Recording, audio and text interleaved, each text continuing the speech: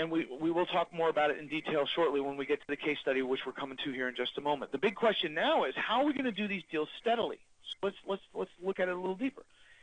There is no list of vacant houses with no for sale signs with lockboxes on the door. That you can't get that list on the internet. You can't buy it from me or anyone else.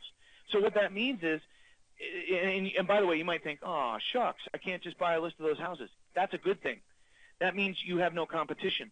So you get out, and yourself and your bird dogs get out there, and you spot these houses.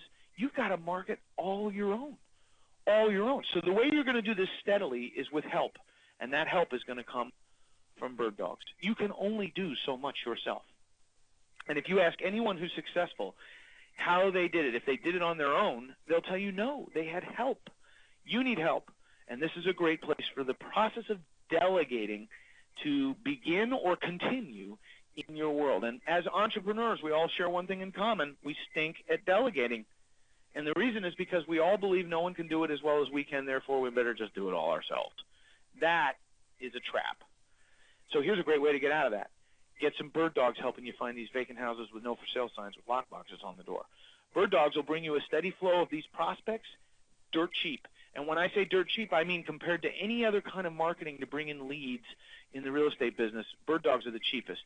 And what they're bringing you really is a step above leads. They're prospects.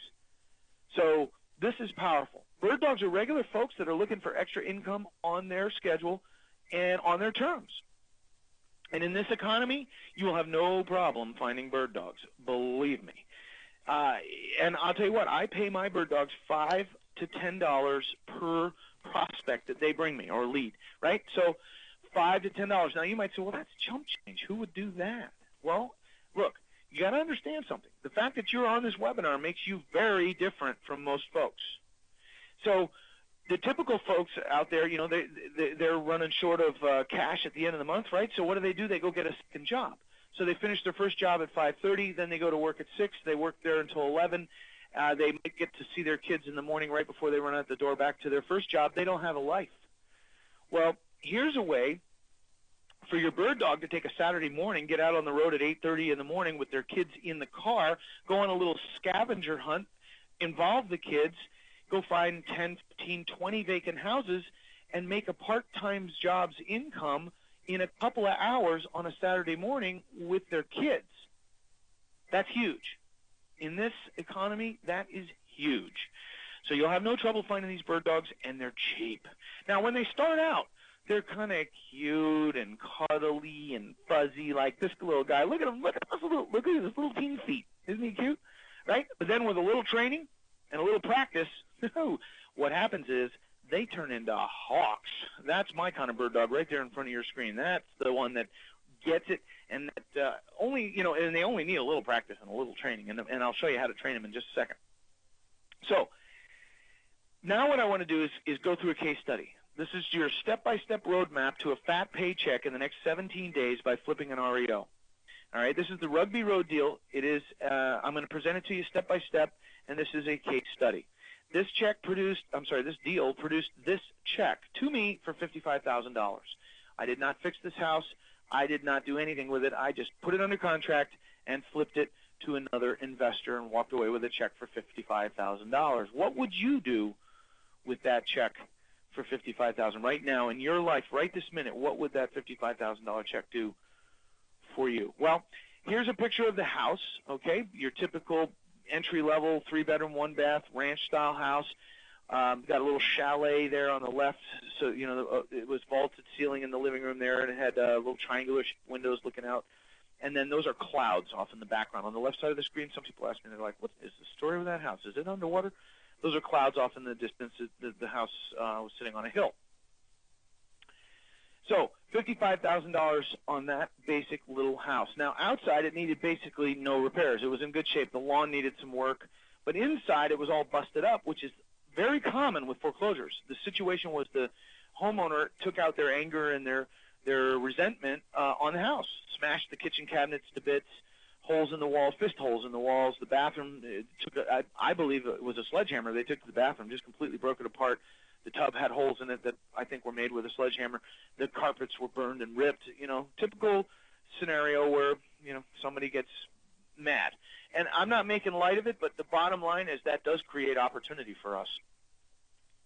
So inside, it needed $14,000 in repairs. Outside, basically nothing, little lawn work, but that's it. $14,000 is what I figured in repairs. So step one is we need to locate this vacant house with no for sale sign with a lockbox on the door. Best we have our bird dogs do that for us, because you know what? Then you're really leveraging yourself. You've duplicated yourself, and now you can do more deals without doing more work. That's the idea. And let's face it, without help, this is really, you'll never really grow it to anything significant. If you have a vision of quitting your job and having a phenomenal lifestyle and the income to support it, you've got to have help in your business, so why not get your bird dogs out there now? Now, the other thing, too, is you always want to be your own bird dog anytime you're in your car. So when you're going somewhere, go a different way and go through a different neighborhood and look for those vacant houses. And once you've looked in the neighborhood, that's not the end. It's a liquid environment, a fluid environment. So you want to go back through that neighborhood another 3 or 4 weeks, a month, 2 months later, because what was vacant, then is likely to be occupied now, and what was occupied then may well be vacant now. I'm sure you follow me on that. The idea is to be driving those neighborhoods all the time.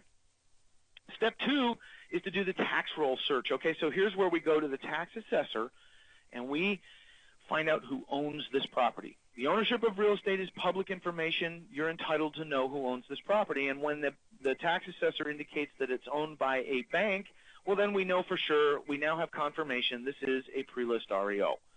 The reason you know there's a realtor involved is because there's a lockbox on the door, right? Next, we're going to pull comps. We need to come up with the after repair value of this property.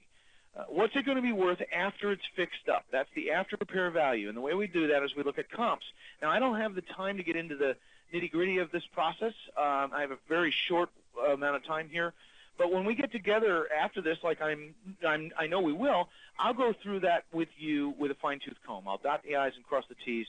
The bottom line is we're going to look at active and sold comps, both sold and active comps, and we're going to come up with the after repair value. This particular house, Rugby Road, had an after repair value of $200,000.